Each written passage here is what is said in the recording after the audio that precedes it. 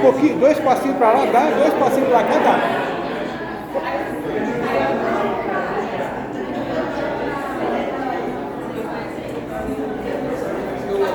Dá pra gente começar, né?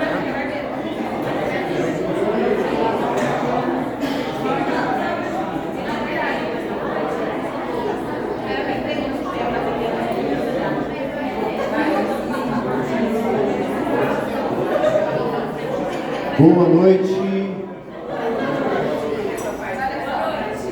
Graça e paz, meus irmãos e irmãs. Nós vamos retomar o nosso tempo de estudo de onde nós paramos. Quero dar as boas-vindas a vocês e dizer que recomeçamos. Agora a gente só para na última lição. Então fiquem firmes. Já chegamos na 7ª lição. Nós temos aí uma jornada pela frente ainda. Hoje nós vamos estudar um pouquinho mais a palavra do Senhor e é uma alegria a gente poder retomar aqui nesse período. Quero orar com você para que a gente possa começar nosso tempo de estudo da palavra de Deus. Senhor, nós te agradecemos pelo tempo oportuno que o Senhor tem nos dado. Juntos aqui neste lugar aprendemos e meditarmos, ó Deus, para o nosso coração e para a vida de outros que nós iremos também, ó Deus, ajudar, discipulando, ministrando, pastoreando a respeito das verdades inerrantes da Tua palavra. Nós queremos encher o nosso coração dela, porque desta forma nós transbordaremos também da graça e do amor de Deus em nossa vida, para a vida de outras pessoas, Senhor. Nós temos uma longa jornada, mas nós sabemos que o Senhor está conosco. Sabemos que o Senhor nos fortalece e é agradável ao Senhor que nós nos reunamos assim para estudar e meditar na Tua palavra. Então recebe isso, ó Deus, que estamos fazendo aqui como uma expressão do nosso culto reverente ao Senhor, que é digno de muito mais do que isso que nós estamos oferecendo. Recebe, ó Deus, a nossa mente, a nossa atenção, mas principalmente o nosso coração, inclinado ao Senhor nesse tempo. É em nome de Jesus que eu oro e agradeço, Senhor. Amém. Amém. Quantos conseguiram completar ali as lições até a 6ª lição, nesse período de pausa que nós tivemos nas nossas aulas? Quantos conseguiram?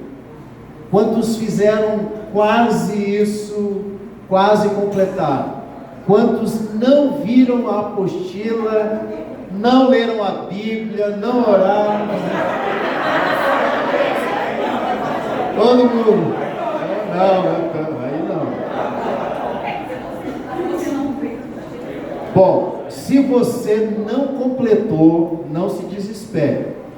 Você vai se esforçando e você vai fazendo o máximo que você puder para completar tudo isso. Se você está quase lá, você pode procurar ajuda nos nossos grupos, com aqueles que já fizeram ou conosco mesmo, os professores, para te ajudar de repente a acelerar esse processo aí e você alcançar os outros. Tem algum prazo para entregar? Tem um prazo, até a nossa última aula, né? Até a nossa última aula. Por quê? Porque a nossa formatura vai depender da entrega das tarefas. Então pode ser assim, poxa, eu terminei o curso, assisti todas as aulas, mas não entreguei a tarefa. Todas elas completas, aquele resumo lá, a prestação de contas. Você não vai poder formar junto com a turma. Então, nós vamos, durante agora esses primeiros meses, nós vamos fazer um mutirão para a gente acelerar aí algumas tarefas que não estão completas. Porque se a gente ficar cobrando de vocês a cada semana como seria, né, nós deveríamos a cada semana pedirmos a prestação de contas de vocês da tarefa. Esse é um dos pré-requisitos para fazer a lição seguinte. Você que está com a apostila sabe que existem alguns pré-requisitos ali. Mas como nós começamos uma turma grande, nós já sabíamos que nessa turma grande, algumas pessoas não conseguiriam acompanhar esse ritmo de semana a semana, entregarem tarefas assim. Então, como nós, pastores, que estamos aqui, somos misericordiosos, merecemos aquele presentinho no final do ano, nós vamos dar um jeito de acelerar isso aí, não se preocupe. O importante para nós é que você venha nas aulas ministradas, porque esta não é a mesma coisa do que você assistir aula em casa, tá?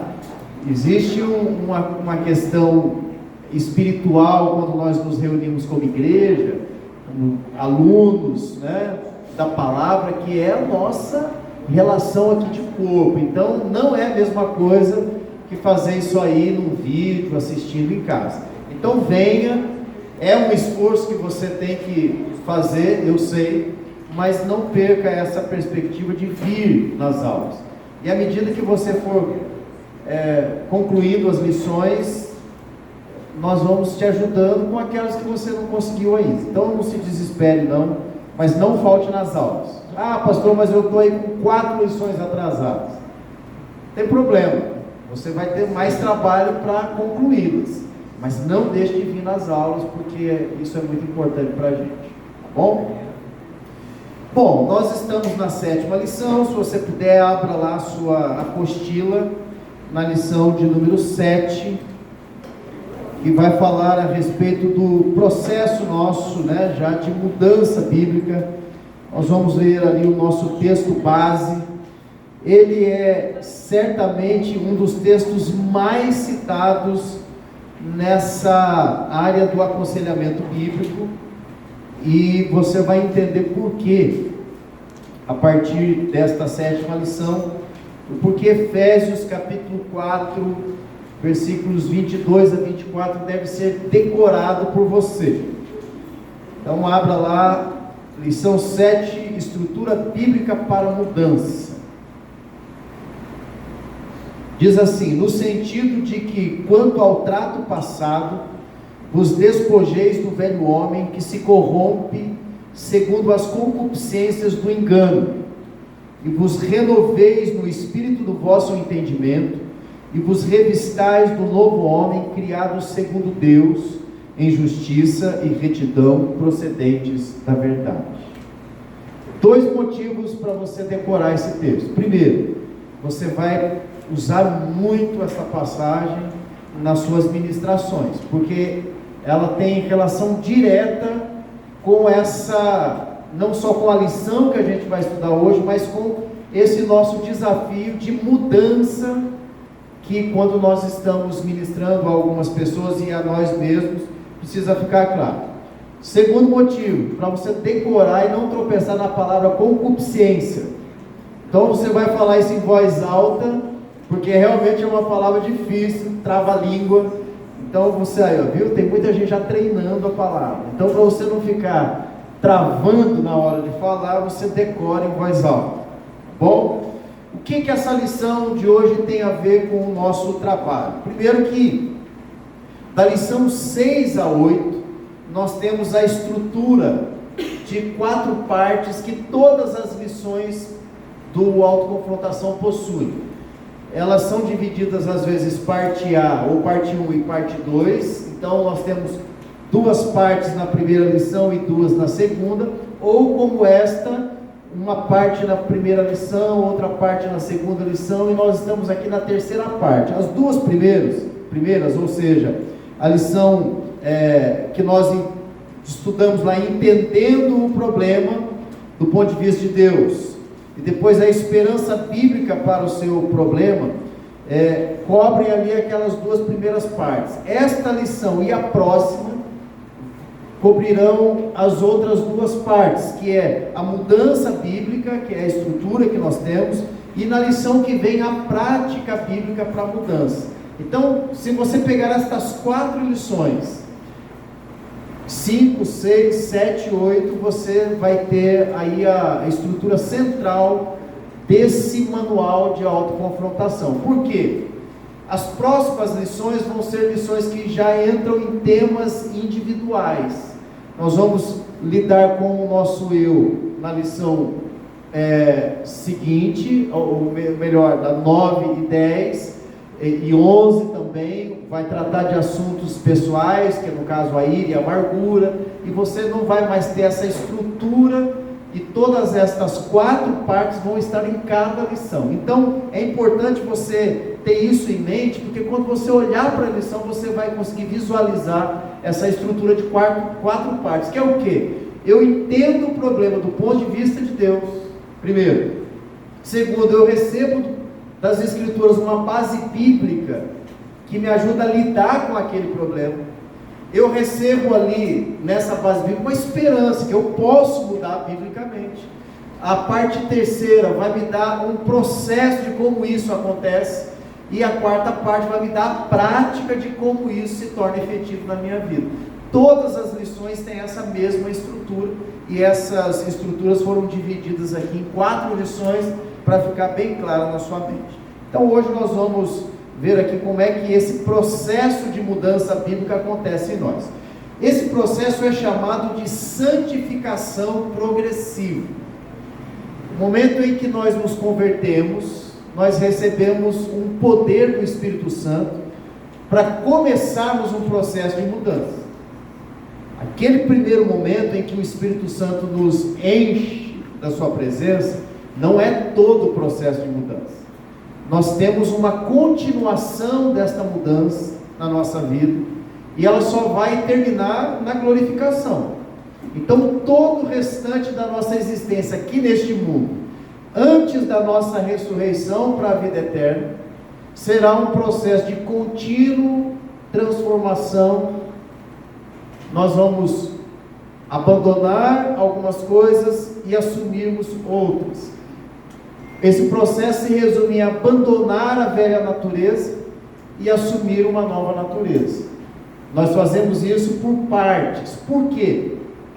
Seria impossível, a não ser que você se converta agora e morra, esse processo não estaria concluído. Só existe um jeito de estar concluído esse processo.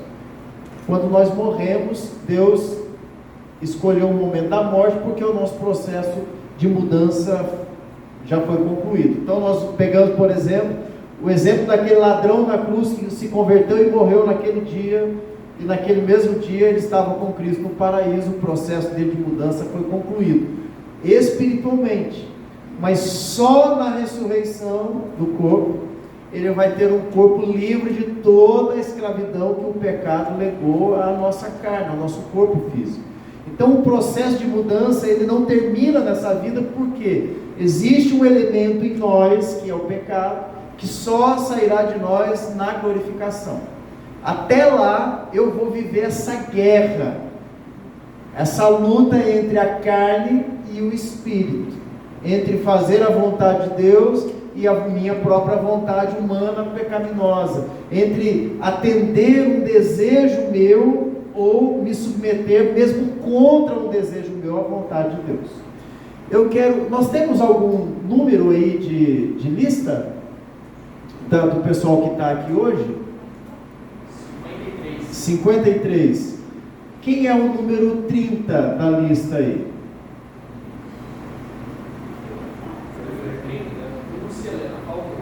Não veio. Eu escolhi logo que não veio. Como é que é o nome dela? Só para a gente expor ela publicamente. Não. Me dá um número você de alguém que está presente aí então. 45. Quem é o número 45? O sortudo ou a sortuda? Sortuda. Ellen Raíssa. Ellen Raíssa. Quem é Ellen Raíssa? Você pode vir aqui nos ajudar, por favor? Não vou cobrar o seu versículo hoje, tá? Fica em paz. Em paz me deito e logo pego no sono, né? Você poderia sentar-se naquela cadeira ali, por favor? Por favor. Obrigado pela sua colaboração. Vai ser de grande valia. Eu vou te pedir algo e simples para você fazer, um movimento, alguma coisa, e você simplesmente faz o que eu te pedi, ok? Bom, primeiro pedido eu quero que você, se você puder, por favor, fique em pé e dê uma volta nessa cadeira. Isso. E aí assente-se de novo. Feche os olhos e cruze os braços. Ok. O que a nossa... Pode abrir os olhos agora, não é sessão de hipnose.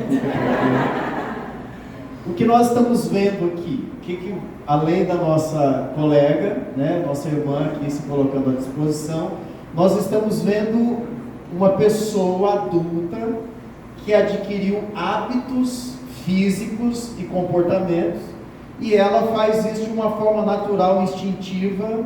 E se eu perguntasse para você quantos segundos você demorou para calcular, você ficar em pé, dar a volta, você tem ideia de quanto você pensou nisso? Você simplesmente fez. Fechar os olhos também, cruzar os braços também. Agora veja, se nós tivéssemos que pedir para ela, vamos supor que ela não tivesse esta qualidade humana de adquirir hábitos, e todas as vezes que ela fosse fazer os mesmos movimentos, ela tivesse que raciocinar intencionalmente, sem o instinto, né, adquirido para fazer o que ela fez, como é que seria? Me dá uma ideia aí, como que seria o mesmo movimento, o que ela faria primeiro? Ficaria de pé. Ficaria de pé, mas como é que ela ficaria de pé? Com a perna esquerda primeiro, a direita? Qual músculo ela usaria para dar ordem para o cérebro para ficar de pé? Ela ficaria de pé rápido, devagar, ela ficaria de pé e apoiaria o corpo de alguma forma, equilibrando. Como é que isso seria para ela? Se ela tivesse que fazer todos esses cálculos, tudo bem, ela ficou de pé. Então vamos supor que ela fique de pé e agora ela vai dar a volta. Se nós pedíssemos para ela, agora por favor, dê uma volta completa nesta cadeira, quais movimentos o corpo dela teria que acionar na musculatura física dela para que ela pudesse calcular o tempo, a angulação, qual pé ela mexeria primeiro? Vejam que todas estas coisas ela fez de forma instintiva. Quando eu pedi para ela fechar os olhos, ela não pensou, será que eu fecho os dois, fecho um só, será que eu fecho completamente ou deixo uma parte aberta? Por quê? Porque fechar os olhos para ela é uma coisa instintiva, ela faz isso. Quando eu pedi para cruzar os braços, ela também não calculou qual braço ela colocaria. Provavelmente, se todos nós cruzássemos os braços agora, alguns colocariam o direito por cima, outro o esquerdo, nós cada um teríamos um jeito de fazer isso, uma velocidade, um mecanismo. Se nós todos amarrássemos, aqueles que estamos de tênis ou sapato com cadarço, cada um de nós teria um jeito para amarrar o cadarço. Quando é que nós aprendemos isso? Obrigado, minha irmã, obrigado. Você é um ótimo exemplo, viu? De obediência cega, né? Ela veio sem saber o que. Obrigado mesmo. O que isso significa para nós? Deus dotou os homens da capacidade de adquirir hábitos. Sem os hábitos, que são instintivos e aprendidos ao longo da nossa vida, nós estaríamos perdidos. Nosso cérebro já teria explodido de tanto raciocínio e processamento se nós não fôssemos capazes de nos habituarmos e criarmos estas coisas que tornam movimentos que são super complexos instintivos. Você começa a dirigir, naqueles primeiros momentos ali, aquilo tudo é complicado, é um monte de movimento que você tem que pensar para fazer. Ao longo do tempo, o carro e você é um só. E você não pensa, sai de casa, não sabe como é que chegou no lugar às vezes, né? Eu cheguei, mas eu não sei, eu ando nas ruas, aquilo está tudo de alguma forma articulado já nas minhas sinapses. Eu vou fazendo aquilo porque eu sou uma criatura criada para adquirir hábitos. Eles são racionais, eu preciso aprendê-los, mas depois de aprendidos, eu não preciso mais me preocupar em ficar todas as vezes processando aqueles movimentos. Essa é uma qualidade, é uma bênção de Deus para nós. Sem Ele, nós estaríamos perdidos. Até para escovar o dente, levantar da cama, ia ser um terror. Mas, quando o pecado entrou na humanidade, ele atingiu a humanidade e o ser humano de uma forma integral.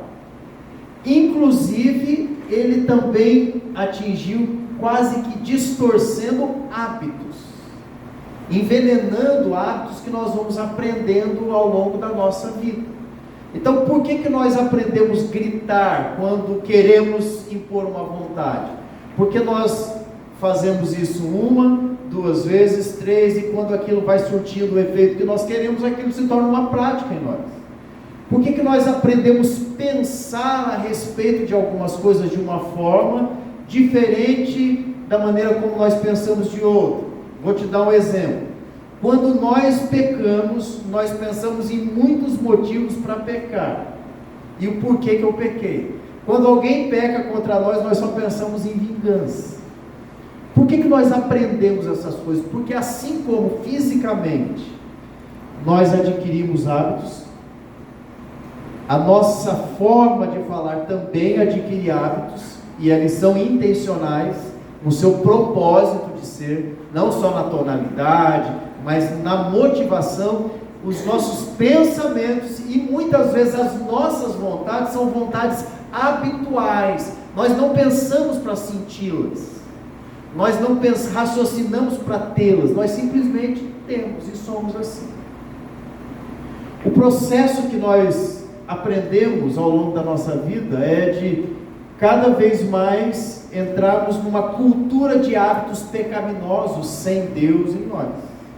Sem que façamos a vontade de Deus, nós só vamos aprender hábitos que vão satisfazer a nossa própria vontade, e a grande maioria deles são hábitos pecaminosos. Nós aprendemos vendo, nós aprendemos experimentando, nós aprendemos desejando aquilo lá, e nós vamos adquirindo esses hábitos. Agora, certamente vocês já ouviram que um hábito pode ser mudado e abandonado, né?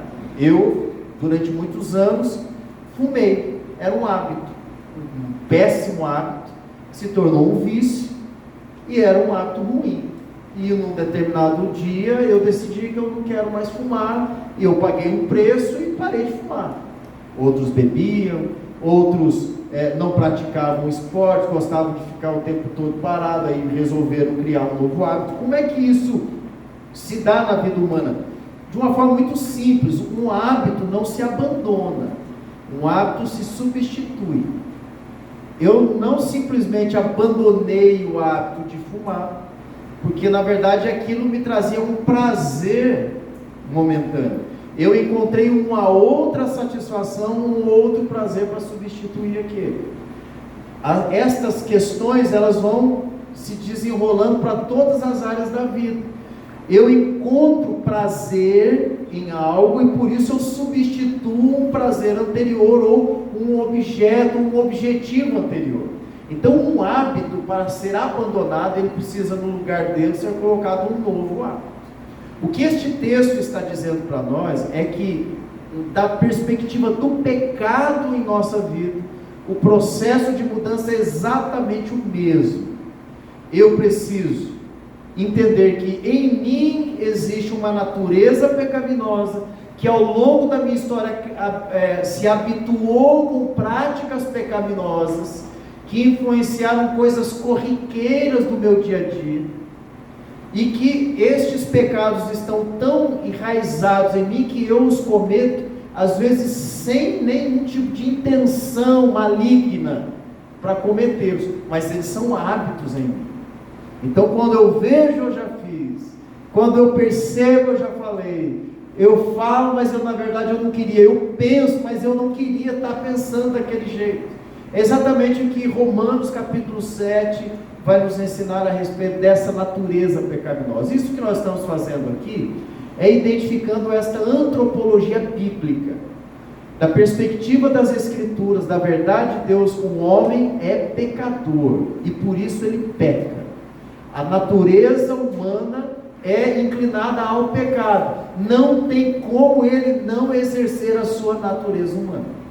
Então, como o homem que é pecador, ele naturalmente vai aprender hábitos pecaminosos, e eles vão influenciar as nossas atitudes, e aí você pensa em reações, decisões, todas estas coisas, eles vão influenciar as nossas palavras, como nós lidamos com a comunicação, e eles vão influenciar os nossos pensamentos, como nós pensamos a respeito das coisas, e vão influenciar as nossas vontades, que esta é o centro da nossa natureza, é dali que procede todas estas coisas. Então, quando nós olhamos para a vida de alguém que está cheio de problema, e ele se diz convertido, a primeira coisa que você vai identificar nele é que ele tem muitos hábitos da antiga natureza, que embora ele seja realmente convertido, se ele não trabalhar naquilo de forma objetiva, ele jamais vai conseguir abandonar aqueles hábitos. A conversão, então, nesse sentido, nos dá o poder para mudarmos biblicamente, mas ela muda o nosso status diante de Deus, ela não muda os nossos hábitos automaticamente, pelo menos a grande maioria deles. Então, o que esta lição vai nos apresentar aqui é que existe uma estrutura para a mudança, e a estrutura é baseada neste texto de Efésios. Se você folhear um pouquinho a sua Bíblia, você vai perceber aqui, a Bíblia não, o manual, na página 2, você vai entender aqui, nessas palavras que eu resumi, o processo é colocado aqui no princípio de número 27. Eu só vou ler a primeira frase que resume essas nossas observações aqui. Página 2 diz assim, princípio 27, mudança bíblica efetiva é permanente, melhor dizendo, é um processo contínuo. Então não é um momento na sua história, é algo contínuo. Por quê? Porque você vai continuar até a ressurreição, substituindo hábitos da antiga natureza e adquirindo hábitos da nova natureza.